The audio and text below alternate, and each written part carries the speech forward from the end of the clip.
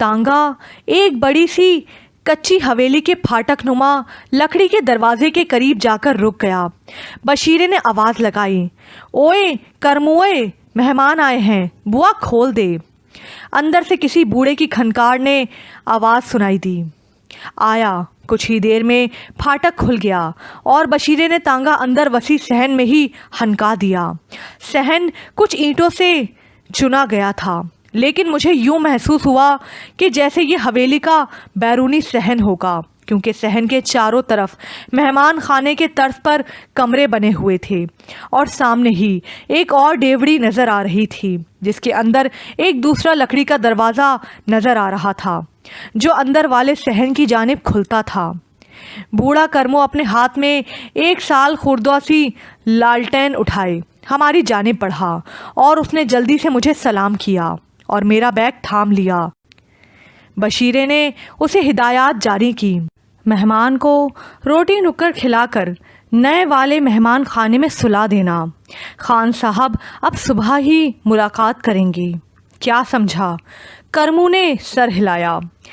बशीरा मुझसे रुखसत होकर चला गया और करीम दीन ने मुझे पुराने तर्ज की एक बैठक में पहुंचा दिया, जो वहीं सहन की दाईं तरफ बनी हुई थी।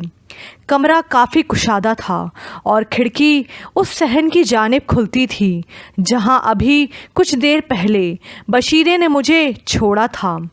पलंग के साथ एक डोरी लगी हुई थी, जिसका दूसरा सिरा छत पर लगे एक कुंडे से होता हुआ एक बड़े से कपड़े के बने हुए हथपंखे से जुड़ा हुआ था।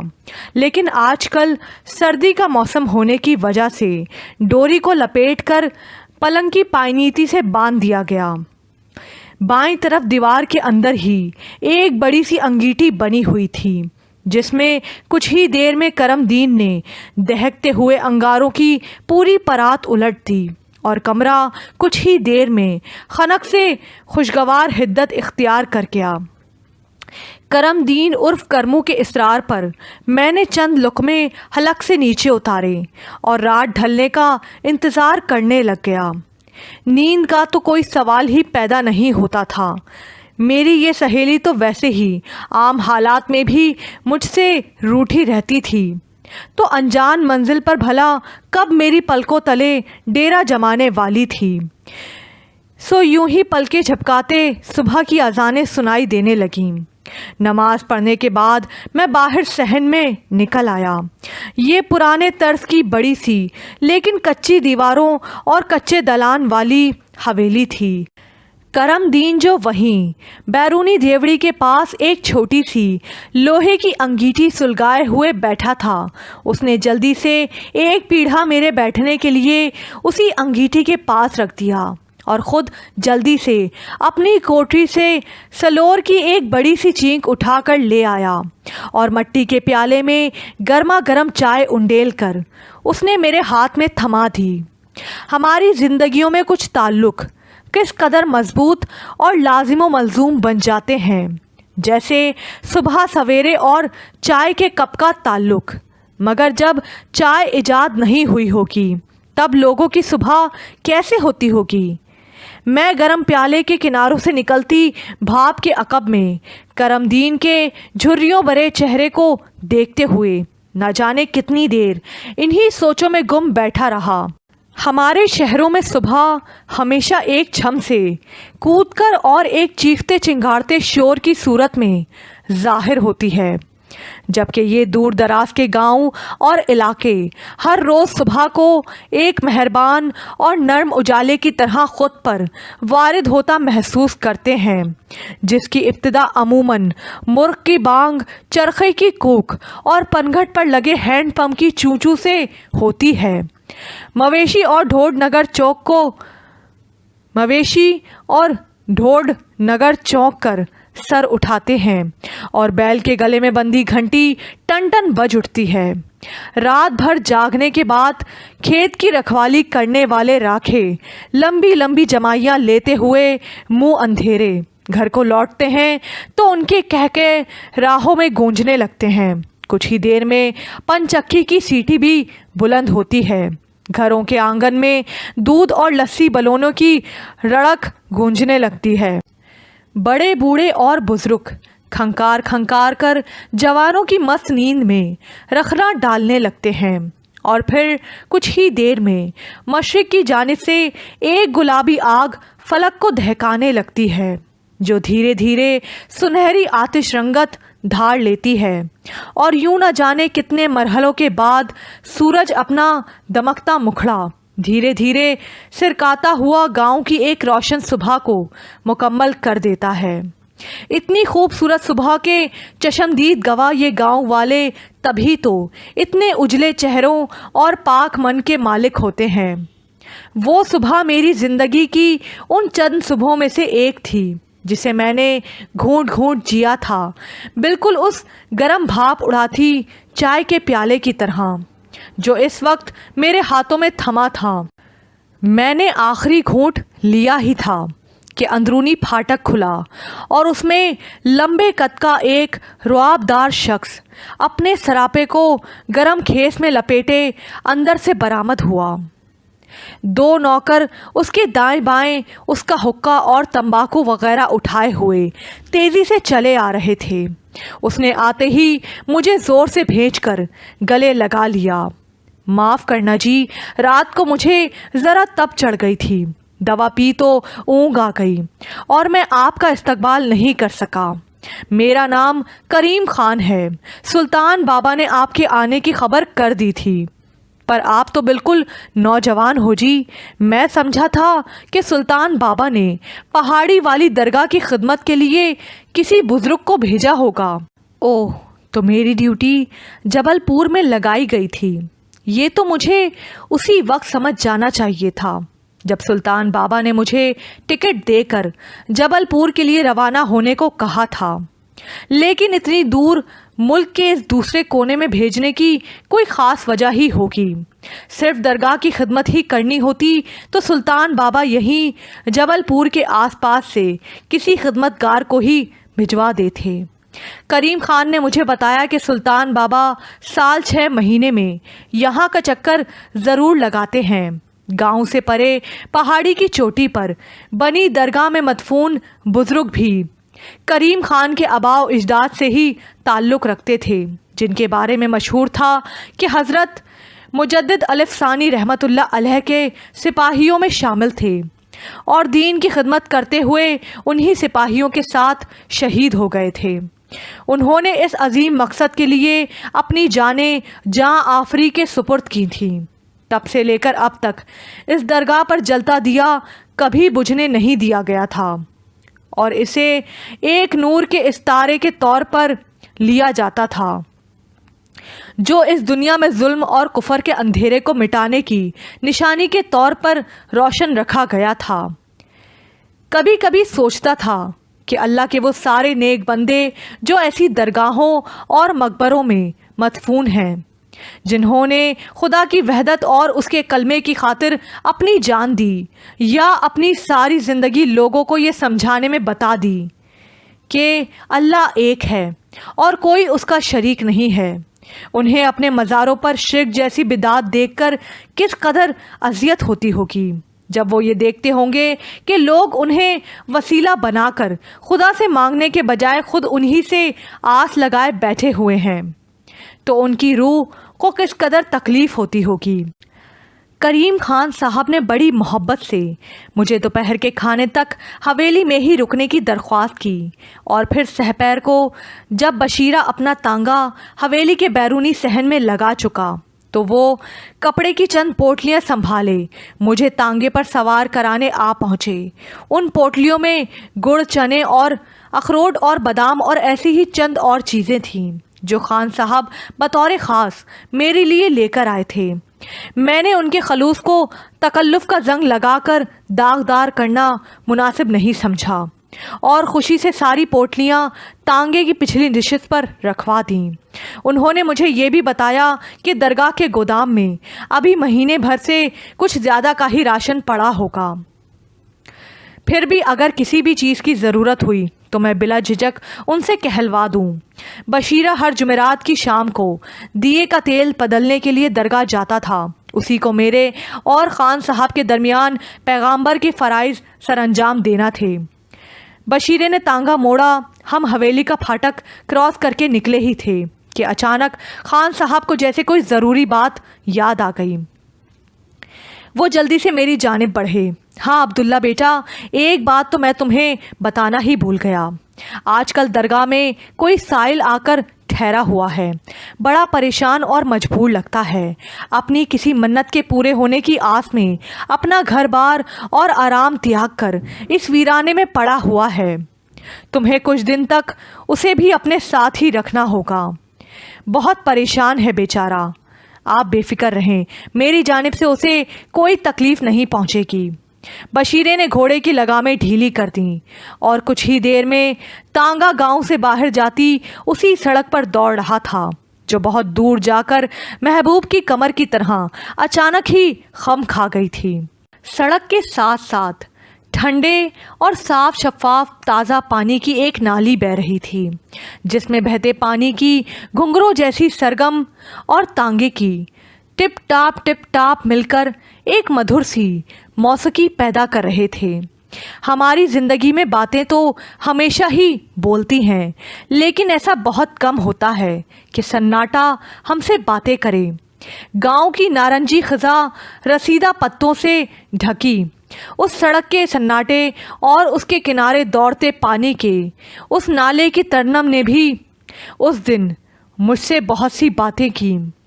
بشیرے کو جب سے پتہ چلا تھا کہ میں درگاہ کا نیا مجاور ہوں، تب سے اس کا انداز کافی عقیدت مندانہ سا ہو گیا تھا۔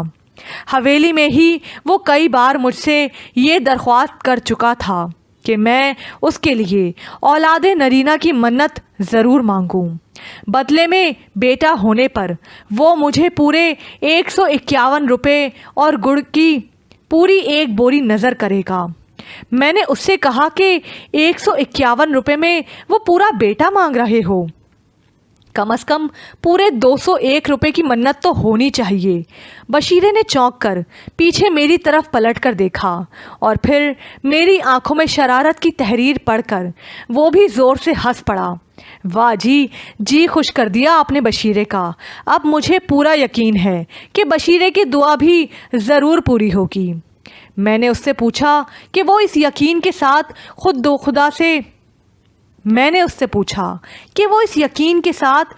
خدا سے دعا کیوں نہیں کرتا کہ اللہ اسے بیٹا عطا کرے۔ جواب میں اس نے جلدی سے کانوں کو ہاتھ لگائے، نا جی نا، بھلا یہ گناہگار بشیرہ اس قابل کدھر کہ خود اللہ میاں سے کچھ مانگ سکے۔ اور پھر بشیرے کا مانگا تو صرف مانگا ہوگا نا جناب، لیکن آپ لوگ تو اللہ جی سے ضد بھی کر سکتے ہو۔ یہ کام صرف مانگنے سے نہیں ہوتا جی، یہ تو ضد والا معاملہ ہے۔ صرف دعا سے ہی بیٹا ملنا ہوتا تو میری گھر والی پچھلے 7 سال سے سجدے میں نہ گری ہوتی۔ میں نے چونک کر بشیرے کی جانب دیکھا۔ اس سیدھے سادے سے دیہاتی نے دعا کا کتنا بڑا کلیہ بتا دیا تھا مجھے، لیکن کیا واقعی ہم اللہ سے ضد بھی کر سکتے تھے اور اپنی خواہشیں اور دعائیں ضد کر کے بھی اس سے منوا سکتے ہیں؟ جب کبھی بہت لاڈلا بچہ اپنی پسند کا کھلونا نہ ملنے پر گھر کے صحن میں پیر پٹک کر آسمان سر پر اٹھا لیتا تھا، تب یا تو اسے اپنی ماں سے مار پڑتی ہے یا پھر ممتا کی ماری ماں کسی بھی طرح مانگ تانگ کر اسے وہ کھلونا دلوا ہی دیتی ہے۔ تو کیا یہی کلیہ اس 70 ماؤں سے زیادہ پیار کرنے والے کے ہاں بھی چل جاتا ہوگا؟ وہاں تو مار پڑنے کا بھی امکان نہیں ہوتا، تو پھر ہم انسان اپنے خدا سے ضد کیوں نہیں کرتے؟ کہیں یہ ہمارے عقیدے کی کمزوری تو نہیں؟ کہیں ہم طلب اور دعا کے اصل اصول سے ناواقف تو نہیں؟ تانگا اب اس دور یا ایستادہ درختوں والی سڑک سے آگے بڑھ کر ایک کھلے میدان والی سڑک پر دوڑ رہا تھا، اور دور پہاڑی پر واقع ایک چھوٹی سی درگاہ کے آثار اب دھیرے دھیرے نمایاں ہونے لگے تھے۔ آخر ہم اس مقام پر بھی پہنچ گئے جہاں سے آگے تانگے کے راستے کی حد ختم ہو جاتی تھی۔ بشیرے نے بہت اصرار کیا کہ وہ میرے ساتھ ہی میرا سامان اٹھاکر اوپر پہاڑی تک جانا چاہتا ہے، لیکن میں نے وہیں سے اسے رخصت کر دیا۔ جاتے جاتے میں نے اسے ایک بار پھر چھیڑا، یہ تو بتاتے جاؤ، اگر اس بار واقعی بیٹا ہوا تو اس کا نام کیا رکھو گے؟ کچھ سوچا ہوا ہے پہلے سے کہ نہیں؟ بشیرہ جو تانگے پر بیٹھ کر اپنا چھانٹا پکڑ چکا تھا دھیرے سے مسکرایا اور اس نے میری جانب غور سے دیکھا۔ پہلے تو نہیں سوچا تھا جی، پر اب سوچ لیا ہے، میں اس کا نام عبداللہ رکھوں گا۔ بشیرہ زور سے ہنسا اور تانگا کچی سڑک پر ٹپ ٹپ کی دھن پر دوڑنے لگا۔ میں کچھ دیر تک اپنے اس نئے بنتے رشتے کو دیکھتا رہا۔ ہم انسان کس قدر بھولے اور نازک ہوتے ہیں، کتنی جلدی رشتوں کے کومل دھاگے اپنی روح کے ریشوں سے جوڑ لیتے ہیں۔ شاید اسی لیے ہم پل پل ٹوٹتے اور جڑتے رہتے ہیں۔ خدا نے ہمارے اندر احساس نام کا یہ جو جذبہ رکھا ہے، یہ ہمیں کسی کروٹ چین نہیں لینے دیتا۔ ایک آس مٹتی ہے تو دوسری جنم لیتی ہے۔ بشیرہ بھی ایک نئی آس لیے واپس جا رہا تھا۔ جب میں اپنا سامان لیے اوپر چوٹی پر بنی درگاہ کے کچے صحن میں پہنچا تو بری طرح ہانپ رہا تھا۔ دسمبر کی کچی دھوپ میں بھی میرا ماتھا پسینے سے بھیگ چکا تھا اور اسی پسینے نے میرے ماتھے سے ٹپک کر درگاہ کی سرزمین کو پہلا سجدہ پیش کیا۔ میں کچھ دیر وہیں صحن میں بیٹھ کر سستاتا رہا۔ میرے ارد گرد درجنوں کبوتر اور چڑیاں دانہ چگ رہی تھیں۔ شاید کوئی کچھ دیر پہلے ہی انہیں دانہ ڈال کر گیا تھا۔ درگاہ کے صحن کے وسط میں مضبوط ٹین کی چادروں والی چھپر کے نیچے ایک قبر بنی ہوئی تھی، جس کے اوپر سبز چادر اور کچھ پھول بکھرے ہوئے تھے۔ پھولوں کی خشک پتیاں تیز ہوا سے بکھر کر صحن میں پھیل رہی تھیں۔ اچانک میرے پیچھے آہٹ ہوئی۔ میں چونک کر پلٹا تو ایک پکی عمر کا مرد شانوں پر کمبل ڈالے اور ہاتھ میں جلانے والی لکڑی کے چند گٹکے لیے اپنی جانب آتا نظر آیا۔ میں نے کھڑے ہو کر اس کا استقبال کیا۔ وہ قریب آ گیا اور میری جانب ہاتھ بڑھا کر بولا، اوہ تو تم ہو عبداللہ، مجھے خان صاحب نے تمہاری آمد کے بارے میں بتایا تھا۔ میرا نام اصغر ہے، اصغر احمد۔ میں اپنی ایک منت کے سلسلے میں کچھ دن کے لیے یہاں ٹھہرا ہوا ہوں۔ اچھا ہوا تم آ گئے، کبھی کبھی بہت تنہائی کا احساس ہوتا تھا یہاں۔ میں چاہتے ہوئے بھی ان سے یہ نہیں پوچھ سکا کہ وہ کون سی منت تھی جس کی خاطر وہ اس ویرانے میں پڑے ہوئے تھے، کیونکہ بظاہر اپنے حلیے سے وہ صاحب کافی متمول خاندان سے دکھائی دیتے تھے۔ ہاتھ میں انتہائی قیمتی گھڑی، گلے میں سونے کی چین، انگلیوں میں ہیرے کی 3 انگوٹھیاں اور چہرے پر دولت کی وہ خاص چمک جو اس درگاہ کے غریبانہ سے ماحول میں بھی اپنا جلوہ دکھا رہی تھی۔ میں نے ان کا بڑا ہوا ہاتھ تھام لیا۔ خوشی ہوئی آپ سے مل کر۔ چلیں، اگر تنہائی صرف 1 سے 2 ہونے سے ختم ہو سکتی ہے تو پھر وہ نفری تو میری آمد نے پوری کر دی ہے۔ امید ہے ہمارا وقت اچھا گزرے گا۔ کچھ ہی دیر میں عصر کی نماز کا وقت ہو گیا۔ میں نے اصغر صاحب کو نماز کی دعوت دی، لیکن مجھے ان کا جواب سن کر ذرا سی حیرت ہوئی۔ نہیں عبداللہ میاں، میں اپنی نمازیں تنہائی میں ہی ادا کرتا ہوں۔ دراصل اس کا تعلق بھی میری منت سے ہی ہے۔ امید ہے تم برا نہیں مانو گے۔ نہیں، اس میں برا ماننے کی کیا بات ہے؟ نماز آپ کا اور خدا کا ذاتی معاملہ ہے۔ آپ اپنی نماز ادا کریں، میں اپنی نماز پڑھ لوں گا۔ وہ اٹھ کر درگاہ کے صحن میں بنے ہوئے کچے کمروں میں سے ایک جانب بڑھ گئے۔ میرے رہنے کا انتظام بھی انہی کمروں میں سے ایک میں کیا گیا تھا، لیکن میں وہیں صحن میں بچھے جائے نماز پر اثر پڑھ لی۔ حسب معمول نماز کے لیے کھڑے ہوتے ہی مجھے اسی ازلی بے چینی اور مختلف وسوسوں اور خیالات نے آ گھیرا جو مجھے ہمیشہ سے میرے اور میری نماز کے درمیان حائل تھے۔ لشتم پشتم نماز پڑھ کر میں نے سلام پھیرا اور یوں ہانپنے لگا جیسے میلوں دور سے دوڑ کر آ رہا ہوں۔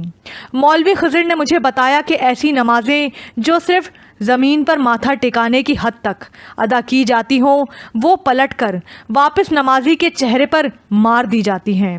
شاید تبھی اپنی ہر نماز کے بعد مجھے اپنے چہرے پر ایک اندیکھے تماچے کا احساس ہوتا تھا۔ اس دن بھی میں نے اپنی نماز کو فلک چھوئے بنا ہی واپس پلٹتے ہوئے محسوس کیا اور اسی بے چین دل کے ساتھ درگاہ کی کچی دیوار کے ساتھ ٹیک لگا کر بیٹھ گیا۔ سامنے چھت کی منڈیر سے سرکتی دھوپ مجھے یہ احساس دلا رہی تھی کہ میری زندگی کا ایک اور قیمتی دن ضائع ہو گیا ہے۔ آج بھی میں نے روز کی طرح صرف اپنا وقت ہی کھویا تھا، بدلے میں کچھ پا نہیں سکا۔ اگلے روز صبح سویرے نیچے گھاٹی میں جبل پور کے ڈاکیے کی سائیکل کی مخصوص گھنٹی سنائی دی۔ اصغر صاحب بھی اپنے کمرے سے نکل آئے۔ میں درگاہ کے صحن میں نکلا تو ڈاکیا اپنا خاکی تھیلا لٹکائے سیڑھیاں چڑھ کر اوپر آتا نظر آیا۔ مجھے پہلا خیال یہی آیا کہ شاید اصغر صاحب کے لیے کوئی خط آیا ہوگا۔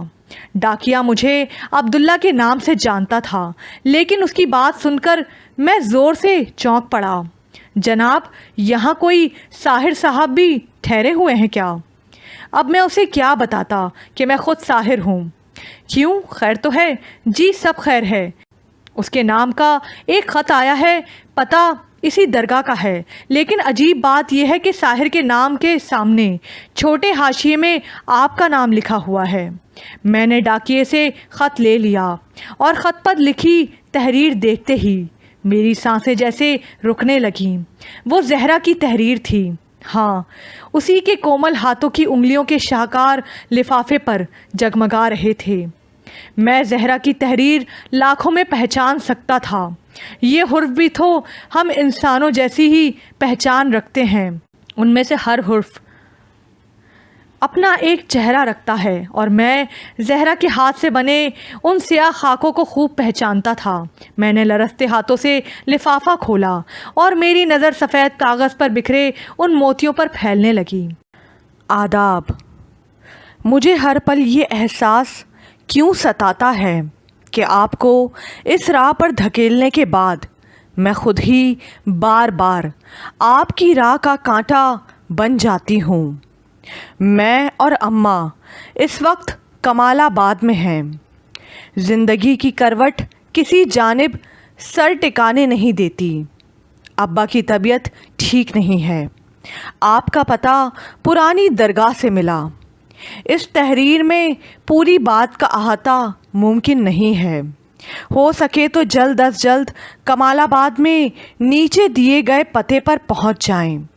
میں آپ کو پریشان نہیں کرنا چاہتی تھی، لیکن اماں کی ضد ہے کہ آپ کو ضرور خبر کر دی جائے۔ شاید وہ بھی میری طرح بالکل ٹوٹ گئی ہیں۔ یاد رہے کہ ہمارے پاس وقت بہت کم ہے۔ زہرا۔ خط کیا تھا؟ ایک معمہ تھا۔ اصغر صاحب غور سے میرے سامنے کھڑے میرے چہرے کے بدلتے تاثرات دیکھ رہے تھے۔ میں نے مختصر لفظوں میں انہیں بتایا کہ کوئی بہت خاص ہے جسے اس وقت میری ضرورت ہے۔ وہ خوش دلی سے مسکرا کر بولے کہ میاں، کچھ خاص لوگ ہی ہوتے ہیں جنہیں کسی ضرورت یا مصیبت میں پکارا جاتا ہے۔ تم بے فکر ہو کر وہاں سے ہو آؤ، یہاں کا دھیان رکھنے کے لیے میں موجود ہوں۔ کمال پور جنکشن جبل پور سے تقریباً 2 گھنٹے ٹرین کی مسافت پر تھا۔ میں شام کی گاڑی لے کر کمال آباد پہنچا تو اندھیرا ہو چکا تھا۔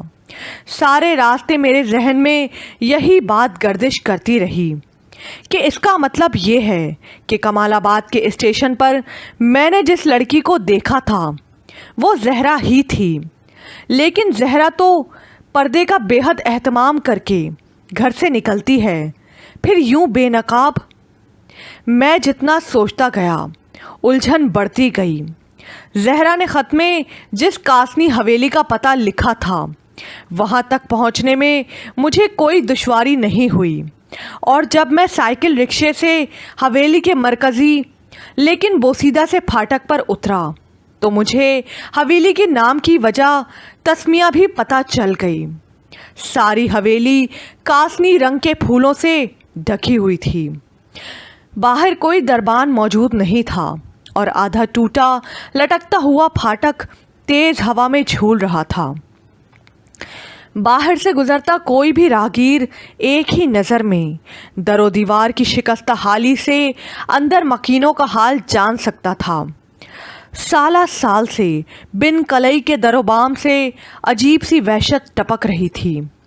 میں اس شش و پنج میں حویلی کے پھاٹک سے چند قدم اندر تو بڑھ آیا تھا، لیکن اب کاسنی پھولوں کی کیاریوں سے متصل روش پر کھڑا یہ سوچ رہا تھا کہ اندر والوں کو اپنے آنے کی خبر کیسے کی جائے۔ اچانک اندر کی جانب سے ایک آہٹ ہوئی، کسی عورت کے ہلکے سے کھنکارنے کی آواز سنائی دی۔ میں اسے دیکھ کر زور سے چونکا۔ یہ وہی عورت تھی جو اس دن ریلوے اسٹیشن پر مجھے زہرا کے ساتھ دکھائی دی تھی۔ میرے سلام کا جواب دینے کے بعد اس کا اگلا سوال میرے لیے ایک اور حیرت لے کر آیا، کیا تم عبداللہ ہو؟ جواب میں صرف اسبات میں ہی سر ہلا سکا۔ وہ مجھے اپنے پیچھے اندر آنے کا اشارہ کر کے پلٹ گئی۔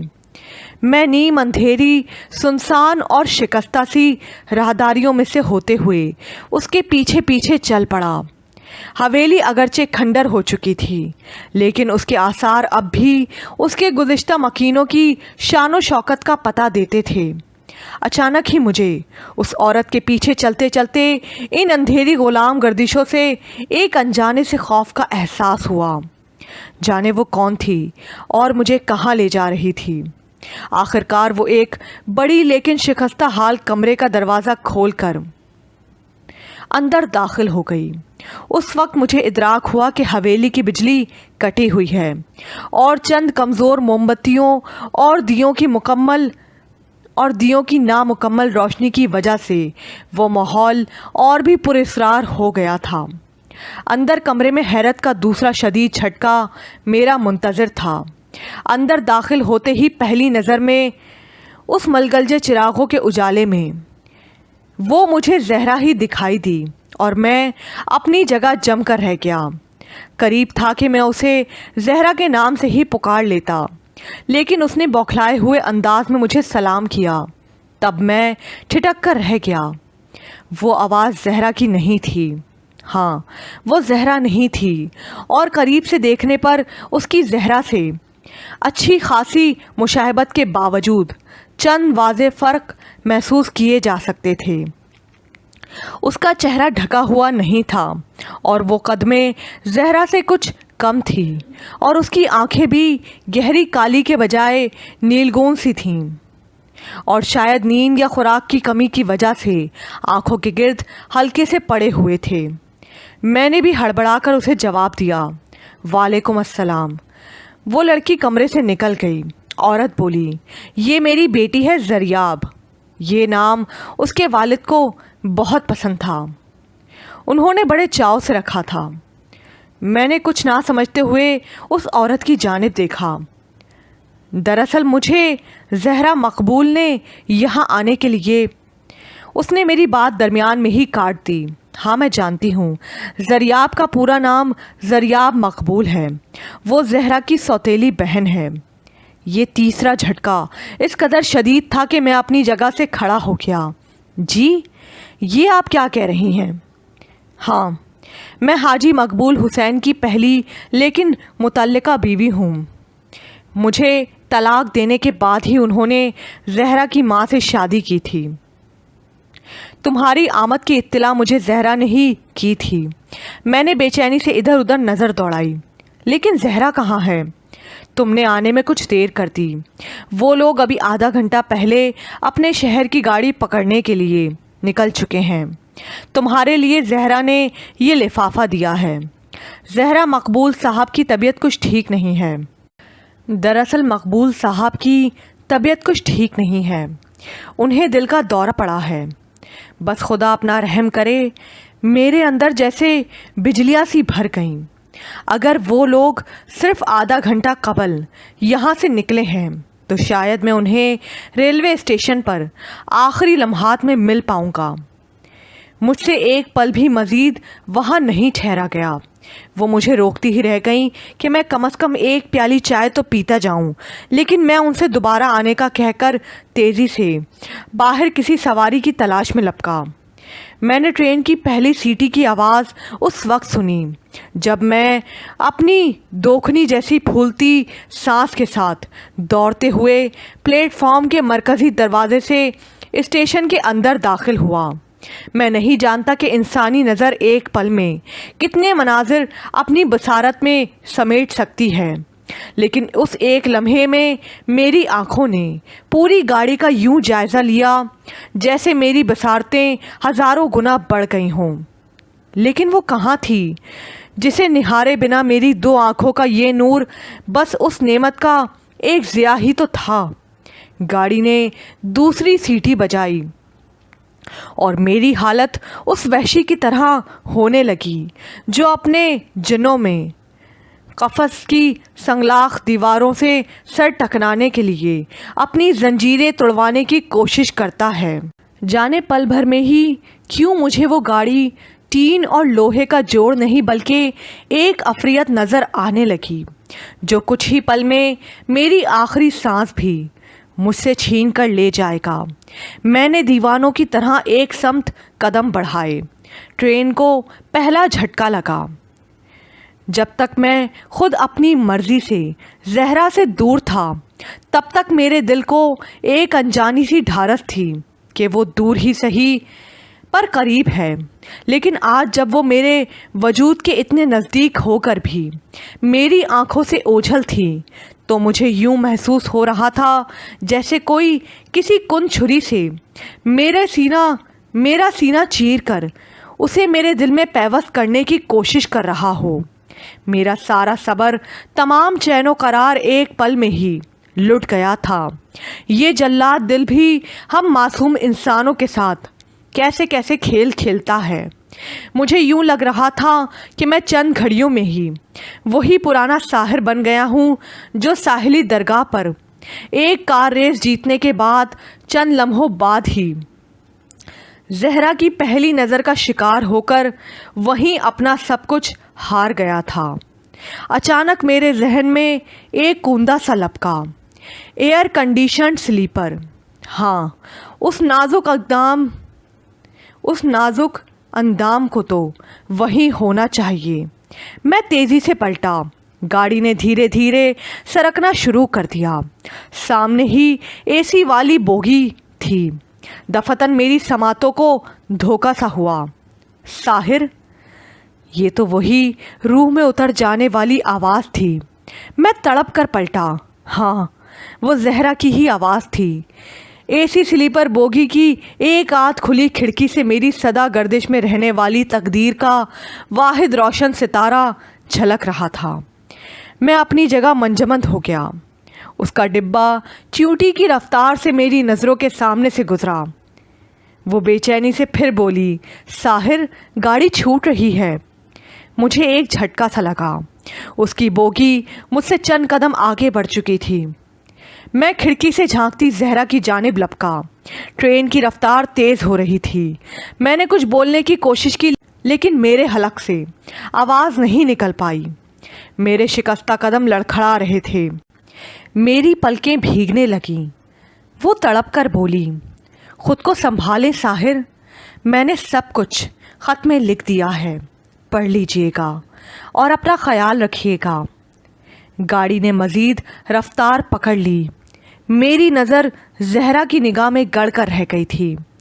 میری بصارت کے لیے دیگر ہر منظر جیسے دھندلا سا گیا تھا۔ وہ ٹرین، پلیٹ فارم، سیٹی بجاتا ٹی ٹی، وہاں پھرتے دیگر لوگ، وینڈنگ کنٹریکٹر، سارے کلی، قہر میں لپٹی شام، گیس کے ہنڈولوں کی ملگلجی پیلی روشنی کے دائروں میں ڈوبا وہ اسٹیشن، سب کچھ پل بھر کے لیے اوجھل سا ہو گیا۔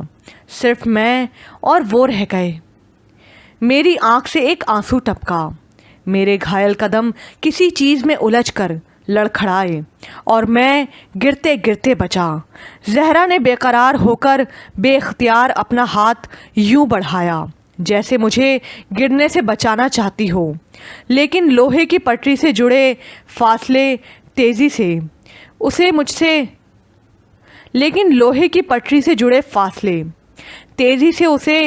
مجھ سیاہ نصیب سے دور لے جا رہے تھے۔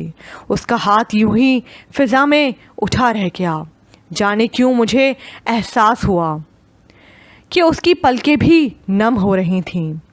اس کے لب ہلے، لیکن پہیوں کی گڑگڑاہٹ نے میری نصیب کے لفظ بھی میری سماعتوں سے چھین لیے۔ جانے اس نے کیا کہا تھا؟ شاید الوداع۔ لب تو میرے بھی ہلے تھے، لیکن اپنے حرف تو میں خود بھی نہیں سن سکا، تو بھلا اس ناز خرامہ کو کیا سنائی دیتے؟ کچھ ہی پل میں ہمارے درمیان وہی زمینی فاصلے حائل ہو گئے جو ہمیشہ سے اس نصیب جلی محبت کا مقدر ہوتے ہیں۔ ٹرین پلیٹ فارم سے باہر نکل کر کافی آگے بڑھ چکی تھی اور اب دھیرے دھیرے اس قہر آلود اندھیرے کا حصہ بنتی جا رہی تھی۔ تیزی سے دوڑتی گاڑی کی جانب سے میری طرف بڑھتے سرد ہوا کے ایک آوارہ جھونکے نے میرے گالوں تک پہنچے، دو آنسوؤں کو مخالف سمت میں دھکیل کر اس فضا کا ایک حصہ بنا دیا۔ نہ جانے پانی کی وہ دو نمکین بوندیں کس بد نصیب کے دل کی زمین پر جا کر گری ہوں گی، لیکن جہاں بھی گری ہوں گی مجھے یقین تھا کہ سب کچھ جلا کر بھسم کر گئی ہوں گی۔ میں نے جیب سے زہرا کا خط نکال کر وہیں پلیٹ فارم کے ایک بینچ پر بیٹھے بیٹھے پڑھ لیا۔ زہرا کی سوتیلی ماں کا نام نگار تھا، اور انہیں اور زریاب کو میری جس مدد کی ضرورت تھی وہ فوری نوعیت کی نہ ہونے کے باوجود اہم تھی۔ میں نے وہیں اسٹیشن کے تار گھر سے ہی پاپا اور اپنے دوست کاشف کو تار بھیجے اور خط کے بکسے میں خط بھی ڈال دیے، اور قاسنی حویلی کے نام ایک خط لکھ دیا کہ وہ مطمئن رہیں میں نے حکام بالا کو اطلاع کروا دی ہے اور جلد ہی دوبارہ ان سے آ کر ملوں گا۔ اس تمام مصروفیات سے فارغ ہو کر میں رات کی آخری گاڑی لے کر جب جبل پور واپس پہنچا تو صبح کا سپیدہ نمودار ہو رہا تھا۔ میں درگاہ پہنچا تو اصغر صاحب کی طبیعت پہلے سے اب کافی بہتر لگ رہی تھی۔ انہیں سارا احوال بتا کر میں درگاہ کے پچھلے ایک ہفتے کے ترک شدہ معمولات میں جٹ گیا، لیکن سارا وقت میرے ذہن میں نگار اور زریاب سے مطلق زہرا کے لکھے ہوئے خط کے الفاظ ٹکراتے رہے۔ اگلی صبح میں گاڑی پکڑ کر کمال آباد بھی ہو آیا۔ میری توقع کے مطابق پاپا اور کاشف نے تمام متعلقہ حکام کو قاسنی حویلی کے مسئلے کے بارے میں آگاہ کر دیا تھا۔ درگاہ میں میرے لیے کاشف کا ایک خط بھی موجود تھا، جس میں اس نے بتایا تھا کہ کمال آباد میں حالیہ تعینات ASP ہمارا ہی ہم جماعت خالد تھا، جو CSS کرنے کے بعد پولیس جوائن کر چکا تھا۔ خالد مجھ سے مل کر بے حد خوش ہوا اور اس نے اپنے ہر ممکن تعاون کا یقین بھی دلایا۔